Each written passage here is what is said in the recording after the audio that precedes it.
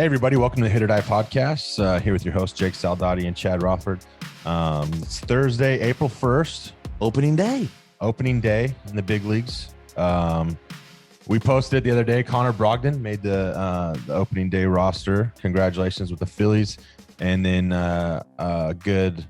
he treats us well. Jordan Luplow got the start today in Detroit. Batting leadoff. He can do it all. Center field. Yeah. In a blizzard. And Miggy got it started off the first home run of the season. Dude, yeah, the weather's nuts over there. Pretty crazy. Is it blowing out then?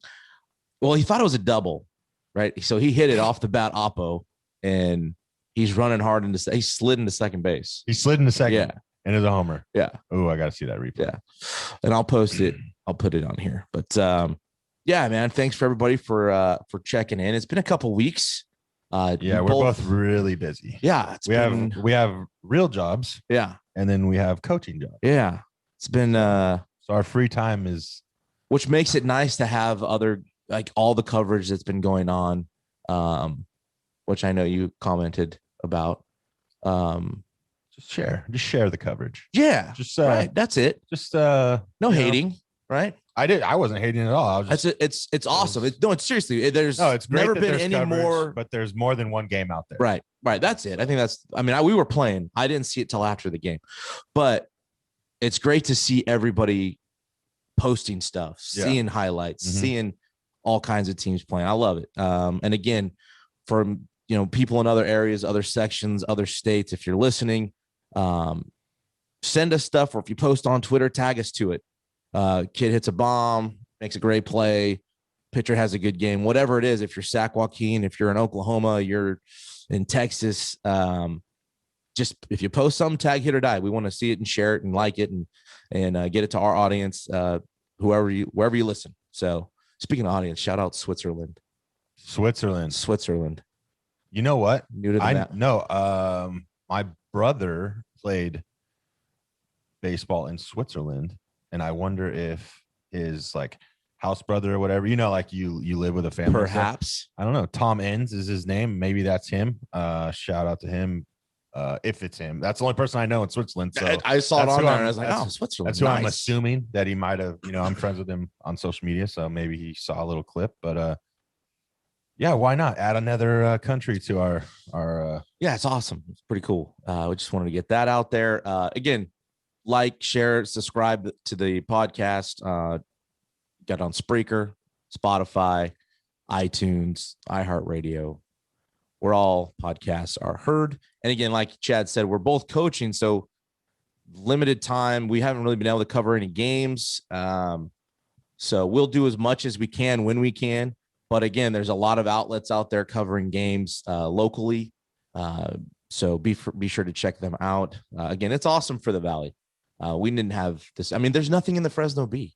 I had a conversation with a friend of mine, and his dad's like, I've been looking for scores in the paper. Yeah, I mean, everything's online now. So, I mean, they still have the paper, but they really don't have the paper, to be honest.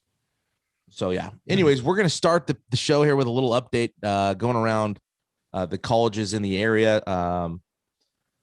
FPU? Yeah, Fresno Pacific. Start off 9-11 overall, 5-7 in conference. Split a 4-game series last week with Academy of the Art, and we'll be playing a 4-game series this week versus Holy Names. I know I think they have Art again sometime soon. We'll have to. Well, they played them already, right? Last week, yeah. And then they played them. No, they played them before that too. So right? They played Academy of the Art, then Holy Names, now Academy of the Art and Holy Names again. So they're probably in the conference. CSU Bakersfield, 6-5 overall, 3-1 in the Big West. First time in the Big West. They've actually had to cancel the last 2 series. They did Stanford, which is where Fresno State, I think, jumped in and filled because they were off last weekend where they were supposed to be. And Fullerton this weekend, I believe, shut down. And they just came out with a statement from Bakersfield not be traveling to the 3-game series at Stanford. Basically just department-wide health and safety protocols was the reason. So I'm assuming something with COVID maybe, but no other details other than that. But again, cool to see them in the Big West. It's a great baseball conference. It is. And hopefully they get all that stuff figured out and get back to playing baseball. In Sac State, I actually just talked to my good buddy Lattori today on the way over. They're 18-6 overall and 10-2 in conference. They're in the WAC. They're coming off a big 3-2 win against number 24 Stanford on Monday. They will be on the road to Creighton, but not. I just found out today they had a COVID issue.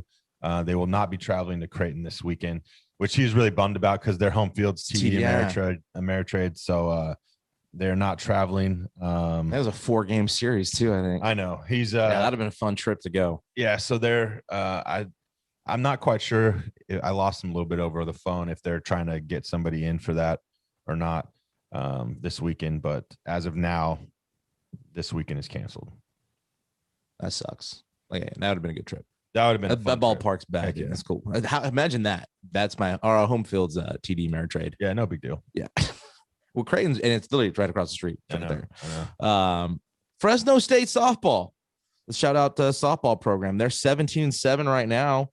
Currently, I think tied for first in the WAC. I saw with UNLV at 5-1, or in Mountain West. Sorry. Within there though, they had a 10-game winning streak and have won 15 of the last 17. They come off a series win at Utah State, and this weekend, starting tomorrow, with a doubleheader Friday and then a game Saturday, they host New Mexico. And we'll get to it, but I think fans starting today are going to be allowed to come to games at Fresno State within a certain capacity. We'll get to that. But yeah, good. I mean, softball's killing it right now. Yeah, Coach Garza, I like following her on Twitter. She posts a lot of good quotes, like, inspirational stuff out there, and she's doing a really good job since she's been there, competing every year in the ranks. Their pitching staff's doing really good. For the Dogs, Fresno State baseball, the Dogs are 7-10 overall and 4-5 in conference. They'll be traveling to UNLV this weekend, which will be last weekend since this episode is going to be coming out Monday. And the first place is San Diego State, or is that San Diego State? They're 8-4.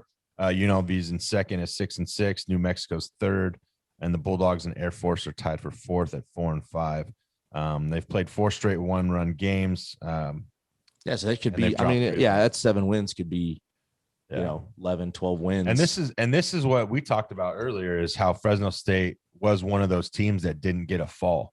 So a lot of these other teams, depending on the institution, allowed them to play or have a fall or practice. So I think we're seeing a little bit of, and I've talked to Batesall and Overland. We've talked to them and how frustrating it was to only have a month to prepare for a season, with a lot of guys that they had a young team last year as it is, but this year with all the recruits coming in and not being able to learn all the plays or see them enough. And I think that's what you're kind of seeing with the Bulldogs right now, is just they weren't comfortable yet. It's hard to get comfortable with guys that haven't been put in that situation, which Batesall's even said he's not afraid to put guys in that situation and see how they go. To a point, he doesn't want them to, feel defeated and whatnot. But I just think that's just been the tough thing with Fresno State. And how much, and this goes for all the teams that we cover, they're all dealing with kind of the same issue. And I know with high school baseball, we started, and I'm noticing it with just no fall and only really a month to get ready to play games. How long do you think? I mean, these guys are seeing D1 arms. I mean, at bats, is it? Well, I mean, I can speak for your. I mean, yeah, I can speak for us at City right now. We're like not even practicing. We're just squatting, playing games. And I know in the cages every day, I got machines going constantly, because I think they need to see velo, they need to see spin, and all that kind of stuff. So we've been squatting, and we actually had a long practice yesterday of fundamental stuff and team defense, which was good. But we've, as a coaching staff, talked and just think that it's best for us to see pitching, and the pitchers need to see hitters. And so, I mean, and that all depends, because Fresno State had 3 to 4 weeks. So how much of that do you squat and see velo, or, it's a Division I college, you got to put in your bunt plays and do all that kind of stuff. And I know they were doing stuff over Zoom, but there's only so much you can do over Zoom without being hands-on. I mean, baseball's a really visual, sport in the aspects of in the game. So, and I mean, I'm seeing signs of it now with the junior college guys. It's pretty tough. And Some junior colleges have been going since August. We haven't. So it's going to be a true test next weekend. Well, I know, yeah, you got Fresno City or the JUCOs are firing up next week. You guys start with a doubleheader at home? At home against COS. Let's get this out there. This is since we can't say John Eulis Ballpark anymore due to some other issues. I don't know quite what, but if you're out there, you kind of know. I want to talk to Papi whenever we talk to him. We need to get Fresno City College Baseball Stadium renamed to. You're gonna push for. We need to push for. It's going to be Lynn Bordette Field at Ron Scott Stadium. Do that. I think that'd be a good push. I don't know all the details of the other part. I don't know how. Oh, maybe John Eulis. Yeah, we'll just leave it alone. I don't. Yeah, we should just. I don't even know either. So, but I want to get the field name changed because they're gonna get rid of the John Eulis Ballpark anyways. Okay, so I heard that. Yeah, so I think we should try to push to get the name changed to Lynn Bordette Field at Ron Scott Stadium. Breaking news. So I don't know how we do it. I want to start it. Let's start it. Let's get people talking. Let's get people going. I think that's and I know Papi had to deal with the Fresno High doing it with his dad. Right. So I'm gonna ask him too. How do you get started? Is it through the institution or state or Yeah, our guest is going to be Jason Papi, head coach at Fresno High, also the director of the Fresno Easter Baseball Classic. 51st. Yeah.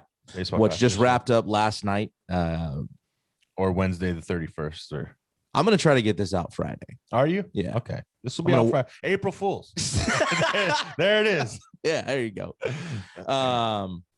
I want to get real quick to the Fresno State attendance. They put out an announcement on the 30th, basically saying a limited number of family members and guests of Fresno State student athletes and coaches will be allowed to attend outdoor home sporting events beginning today, April 1st. There is going to be, guidelines. I'm sure you can go on gobulldogs.com to get more information, but still great for the families to see their kids play. Because I know not everything's streamed online. No. So go just check out gobulldogs.com. I know there's going to be some further details there. They do say no concessions. So I'm assuming, I don't know if you can bring outside stuff or not, but yeah, probably not. I would further details. I'm sure is on their website. And then again, like I said, Easter Classic ended last night. Congratulations to the Buchanan Bears and Coach Fonts. They kind of really took it to everybody. Yeah, kind of above and beyond. But I think for the majority of baseball fans around our area, could have seen that.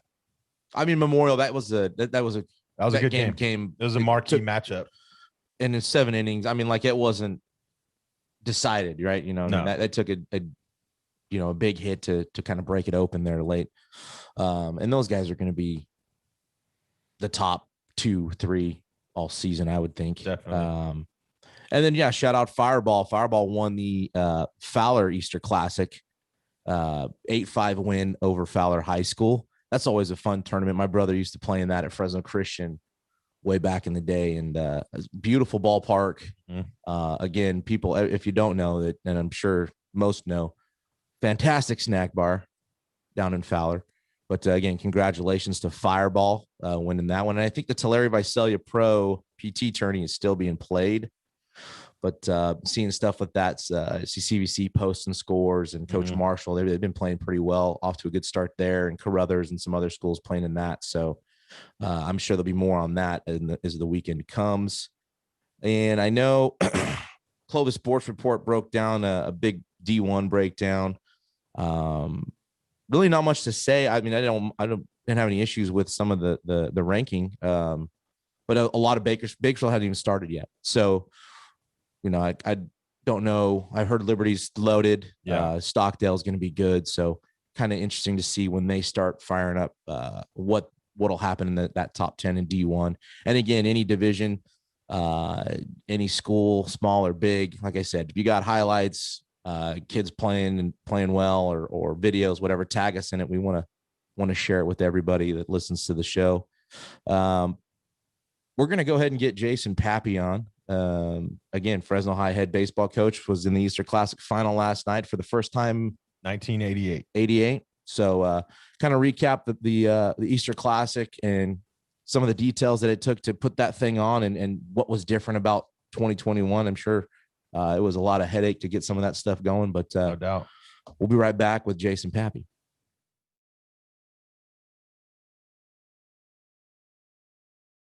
Hey, everybody, welcome back to the HIT.OR.DIE podcast.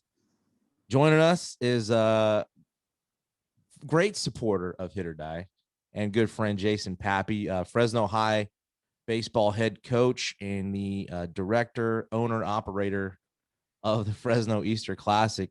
Jason, thank you for coming on, man.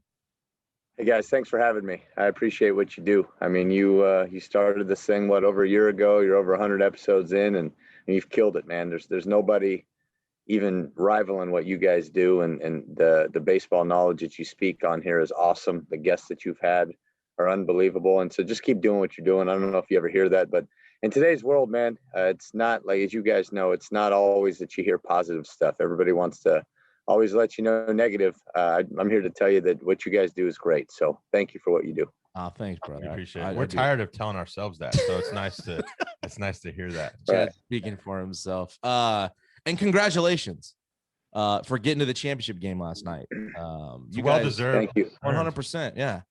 No, how so? What you said? How long has it been? 1988. Yeah, 88, 89. Last time Fresno High was there. I mean, 51 years into this thing, and I couldn't be happier for my guys, man. They've earned it. They deserve it. They've worked their tails off.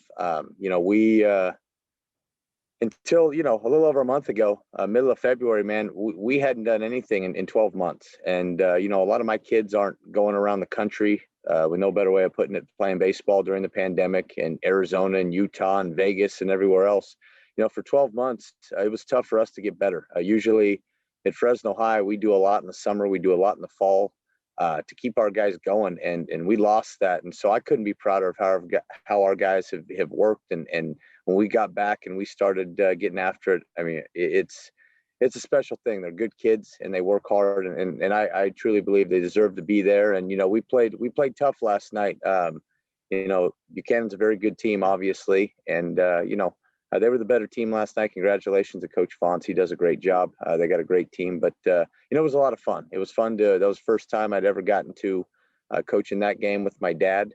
He started this tournament a long time ago, so that was special as well. I'd never been to an Easter Classic championship game with my dad in the same dugout. In '96, I played for an Easter Classic championship as a player at Hoover, and we actually won the tournament. But this was the first time coaching with my father in that game, and so it was a lot of fun. It was great. Who's that? Is that Gada? Who's that? That's Gemma. Gemma. Can you say hi?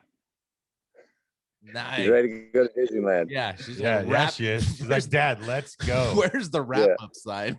Hit or die. It's die time. All right. For those that don't know, like normally there's 30 plus teams. It's a full year you guys put into this thing to get it organized, and then you have the pandemic. Talk about just how much work it took was it 16 teams? Well, not even knowing if you're going to have a season either till almost February. Right. And we're in March. You had to get that all done within a month. You jumped a lot of hurdles to accommodate everybody. And there's a lot of things that people on the outside looking in don't know. They don't 100%. They're not privy to certain information. Just kind of get into how it all goes.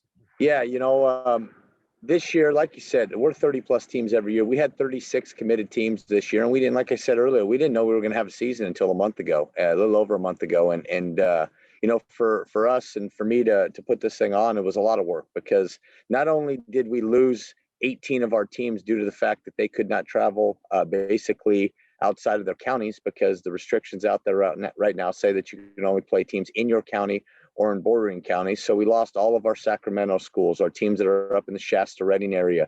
We lost, teams from all over the place. And so when you have 18 teams that are basically Valley based, and 18 good teams, by the way, 18 competitive teams, it made it hard. And it made it hard for a couple reasons. First reason is you can only play, like I said earlier, against teams in your county or a bordering county. So for example, Madera High could not play a Redwood High because those counties don't touch each other. The other thing is, people need to understand that next week the Coca-Cola Classic starts, and that's a 6-game tournament. and we busted our butts to make sure that nobody played anybody in that tournament. And so we're scheduling to make sure that nobody in the same league plays each other. We're making sure that nobody that was playing in the Coca-Cola Classic played each other. And when you have 18 teams, that makes it really hard. And then we're making sure that obviously nobody played. They were outside bordering counties. And so scheduling this thing to make it competitive is tough. But, I think it was a great tournament. It feels good to get positive feedback from you guys and others in the community, people that get it, people that understand what we do. And the work that it took to make this thing happen. I mean, just with all the COVID restrictions and having to go site-based this year, where we didn't have one site where we had a 10 o'clock game, a 1 o'clock game, a 4 o'clock game, and a 7 o'clock game. Every single day for 4 days, because I had to extend it a day, we had 9 sites going. And that's hard to cover. That's hard to make sure that, umpires are where they're supposed to be and everything runs smooth and lights are on and it went off without a hitch, man. There was no issues at all. And, I'm just happy that the 51st annual was a success. And, once again, congratulations to Buchanan High School, the champions. Yeah, no, I love that. I love the work you guys do. I mean, it's you picking up stuff that Saturday morning. Like, you guys didn't play till 1 o'clock, but you're full dressed, right? Ready to coach. At the same time, you're ready to run the whole thing and make sure every site had everything they needed, whether it was baseballs and, the drinks, the things that you also provide the teams, right? It's a full operation, man. I really appreciate the work. Your staff, your dad, every year. It's always fun to play. I enjoy it. It's like 3 days off for me anyways. And I get to go watch baseball. But, the other thing is the format has kind of been the same the last 5 years. And I think other things that people need to know is that the coaches are all aware of it. We all know what decides the championship game. And while people may not like that format, when we do have out of town teams, they're limited to contacts, right? The tournaments don't count as 1 or 2 anymore. It's each game counts. And the other thing it does is you kind of have to strategize how you're going to play those first 3 games. Right. So there's a challenge to it. I mean, it is what it is, but yeah. So, I mean, just to touch on what you said. So 3 years ago now, the CIF across the state came out with new CIF guidelines and regulations that said championship games were not free anymore. So you guys are aware, and people that get it in the baseball community are aware that we only get 28 contacts. And you used to be where you could play your 4-game schedule in the Easter Classic or your 6-game schedule in the Coca-Cola Classic, and you would get your 5th game in the championship for free, or your 7th game in the Coca-Cola Classic for free. 3 years ago, that was changed. That's no longer the case. And teams don't leave openings in their schedule in case they make a championship. The reason why the CIF statewide went to this is because baseball is going to have state playoffs, and they wanted to make sure that teams went into the state playoffs with similar records, playing similar contests. So everybody gets 28. If there's a team that's dominant and they played in 2 or 3 tournaments, they don't want those guys to have 3 extra games going into the playoffs. So everybody's going to be on a level playing field, and that was the reason why they did it. Like it or not, that's the rule, and so we had to make changes. And so, me and James Patrick a few years ago sat down and we talked about what can we do to make this happen, and the only thing that you could do is you had to decide your champion for our tournament after 3 games. And like next week in the Coca-Cola Classic, they will determine who's in the championship game after 5 games, because nobody, like I said, keeps openings in their schedule. For example, the Easter Classic champion this year, Buchanan High School, has a full 28-game schedule.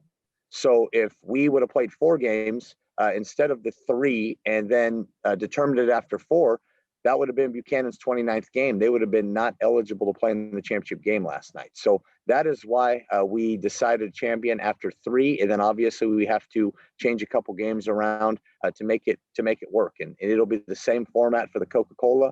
It is what it is, and like it or not, we got to follow the rules and regulations that are set forth by the CIF in the state of California, and we've done that. And so that's the reason why it is determined after 3 games. Yeah, and I remember a few years ago that when it was an issue, I think it was Franklin, who was legit, and they didn't get to play for. They were 4-0. They kind of come down and dominated. They allowed like 2 runs, and they didn't get to play for a championship. They had to, they played Wednesday morning, and then they had to turn around and go home. Correct, because they couldn't play the 5th game, and it was like when Clovis High and Buhawk played in the 50th annual. 2 years ago now. The same thing. Those two teams were determined after 3 games. The Coca-Cola Classic 2 years ago and last year, the championship teams were determined after 5 games. And so this isn't anything new. This has been going on for a while now. And like I said, this isn't a CIF Central Section rule. It's a state rule where they say that championship games are not free anymore. You have to either leave an opening in your schedule, or you got to, obviously predetermine after a certain number of games who your championship contestants are going to be. I also think, to piggyback on that, is people don't understand not only how hard is it to schedule teams and have competitive games, because a lot of people might not think competitive games are what other people think are competitive games, but nothing has changed in 51 years. It's not like, you got to have D2 teams play D1 teams at times and vice versa. So the schedules are mainly equal. I will say that Memorial did have probably the toughest Easter Classic schedule, because they wanted to play all the and they asked for that, and though, they asked right? for it. I mean, they asked for it. Well, but in general, everybody's equal, right? And they don't understand that, because everybody, let's be honest, they wanted to see Tom Donald play Buchanan. I'm just going to throw it out there because that's how I am. But they don't understand is it's on a run system, and then it goes to walks, and then it goes. So if you want to be in the championship game, you have to do, the proper thing. You can't allow so many runs and all that kind of stuff. So, and I get that. Right. People want to see that, but don't knock somebody that's in the championship because it's not who you want to be in the championship.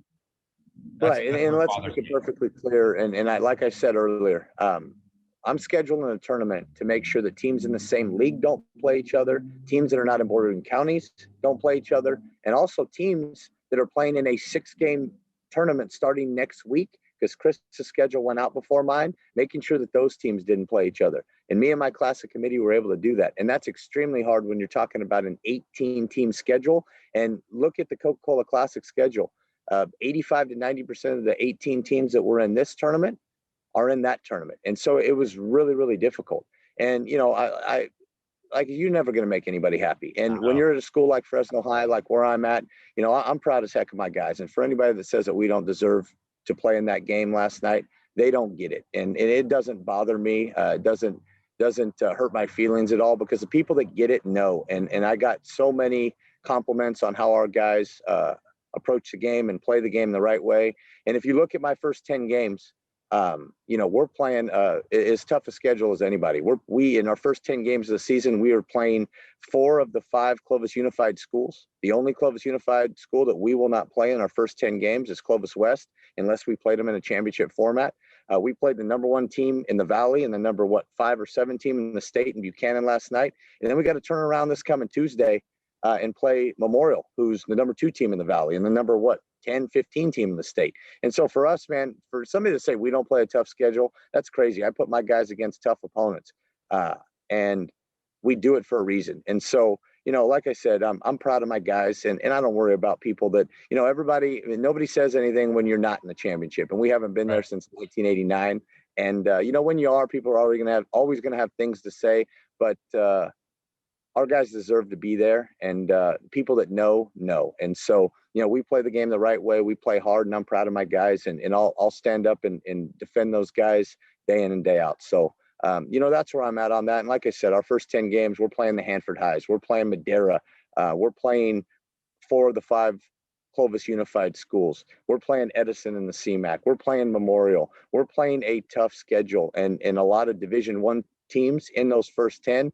And, our kids have stepped up and they've met the challenge, and they're playing hard, and win or lose, I'm proud of them. And so, moving forward, man, we're just trying to get better every day. That's what we do at Fresno High. That's what I try to preach to my guys. And, like I said, the people that know and get it understand. The people that don't, you can't make everybody happy. And honestly, I'm not in that business I'm in the business of putting up a good product out there for these kids and for this valley and for the community. My dad started that 51 years ago, and I think we're doing that. And so it doesn't bother me at all. I'm excited as heck that we had another great tournament, and I'm excited as heck to get out of town with my family for a couple of days, because people don't understand that as well. The days and nights that I'm away from my own family. We had to make this thing a four-day event now this year due to the COVID restrictions. And my family doesn't see me a lot already. And then for the last 3 or 4 nights, they haven't seen me at all. When I'm gone in the morning, when my kids wake up, and, when I get home after the night games and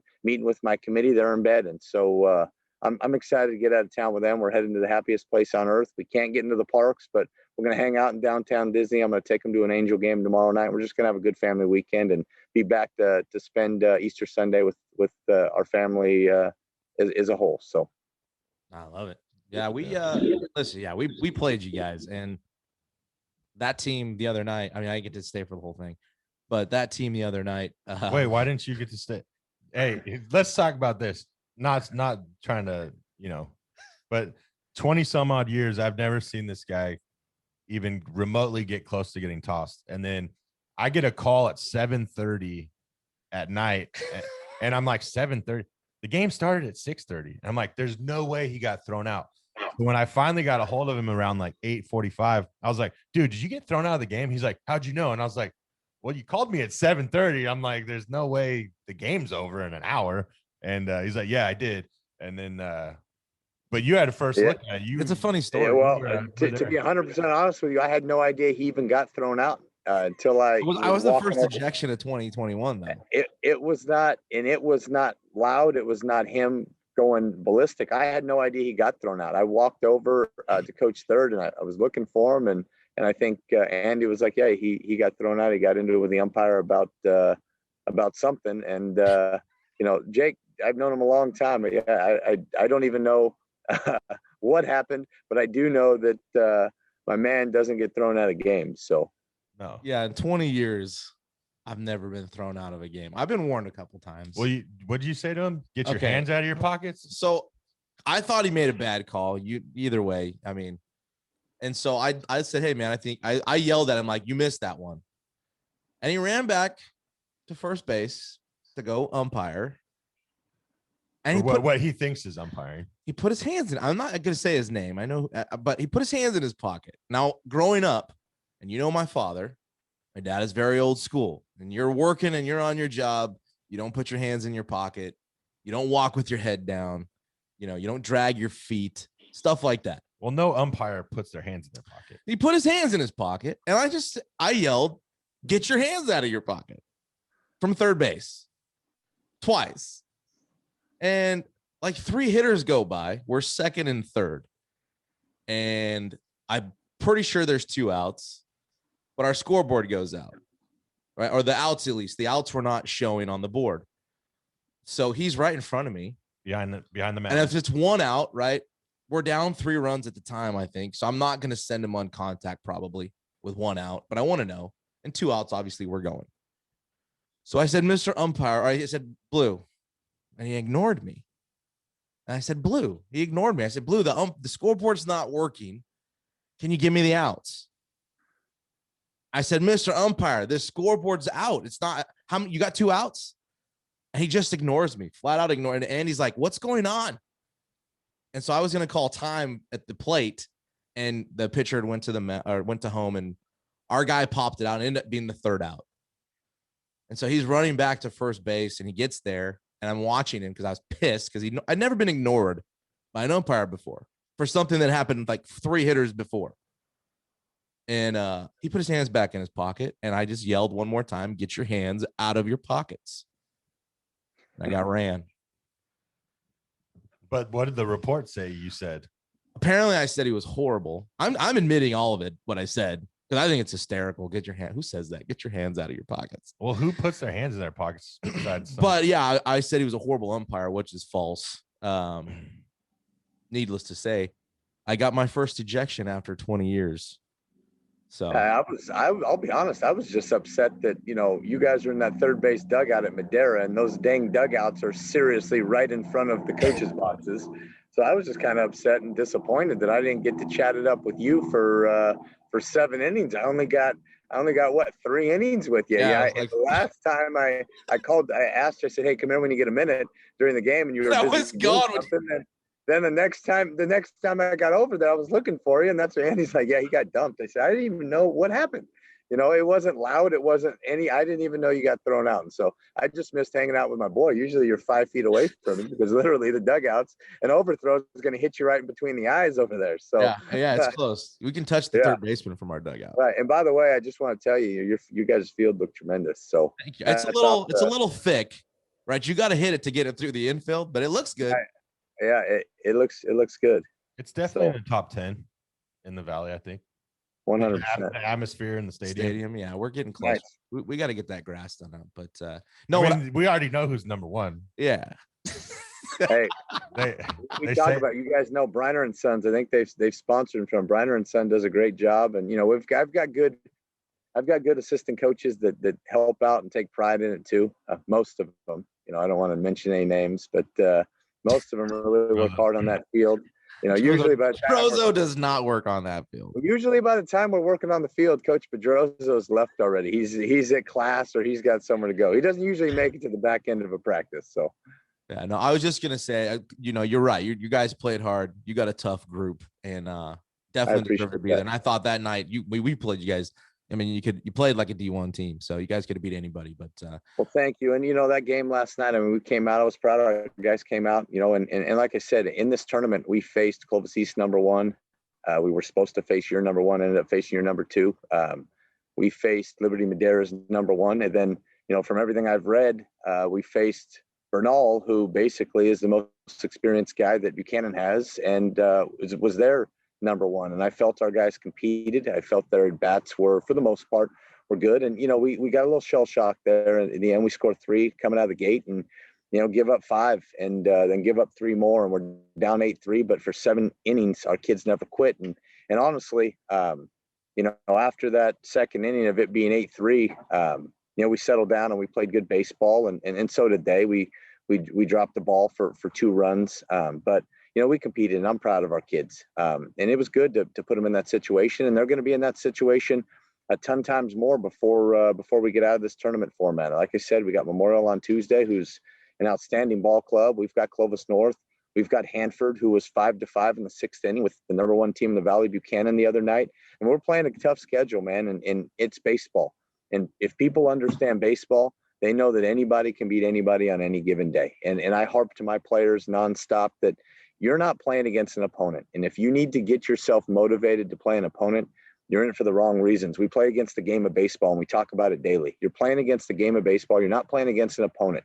Regardless of what the front of the jersey says, whether it's Buchanan, whether it's the Yankees, you know, it doesn't matter. You play against the game, and if you do things right, the little things, good things are going to happen, and the game will take care of itself. And so I'm just proud of the fact that my guys are getting better. We're young. We're a little inexperienced in certain spots, but they're playing hard and they're working hard, and that's all I can ask them. Nah, for sure. And in games like that, you just help them. So going forward anyways, but thank you, man, for joining us. I just wanted to recap kind of the Easter Classic and just thank you for the job you guys do. And I appreciate it. And thank you guys so much for what you do. And be safe traveling down to Disneyland.